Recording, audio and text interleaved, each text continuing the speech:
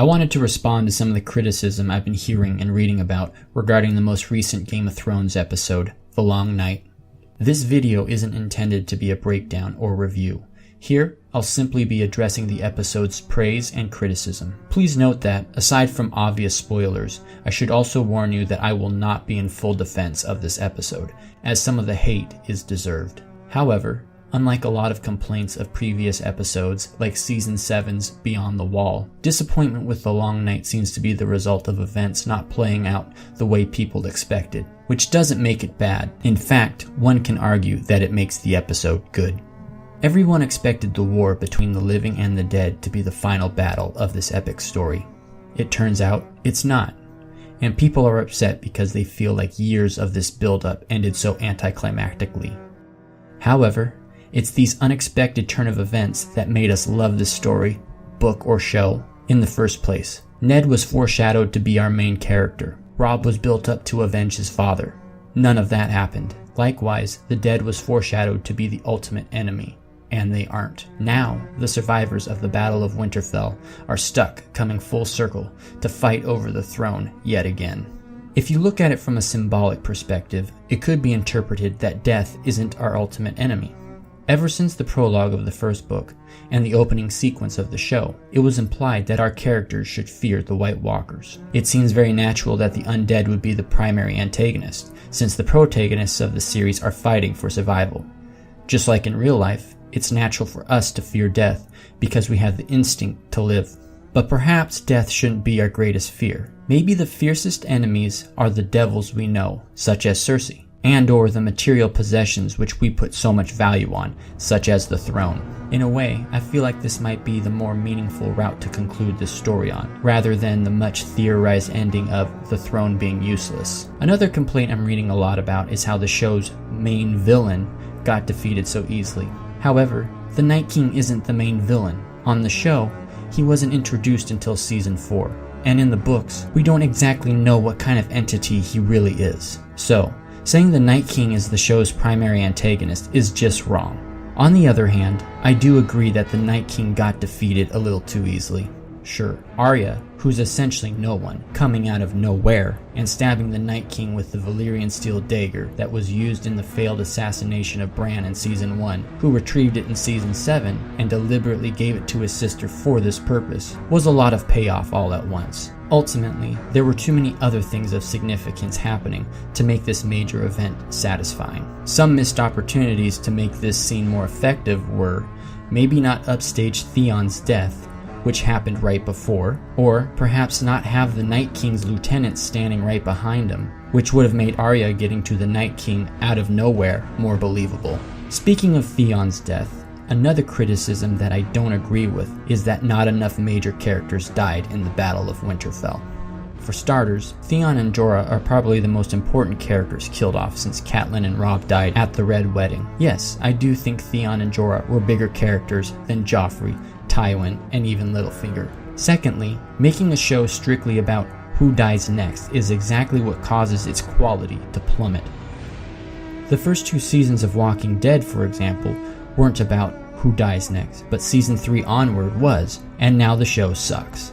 Something similar could be argued about Game of Thrones. While many major characters died in the first 4 seasons, it was often a consequence of their actions, and their deaths affected the entire story. For example, Ned Stark's execution started a war. The Red Wedding was a cheap-shot victory and ultimately resulted in the downfalls of the Lannisters and the Freys. Let's take even Yoren's death, whose demise forced Arya off the path of seeking refuge with Jon Snow at Castle Black. Season 5 onward, however, was all about deaths for shock. Killing Barristan Selmy didn't do anything to affect the story. Killing Osha and Rickon did nothing, as Jon and Sansa were already plotting to take Winterfell back with or without the deaths of these characters. Sure, Ramsay Bolton taking Rickon hostage affected the story, but actually killing him did not.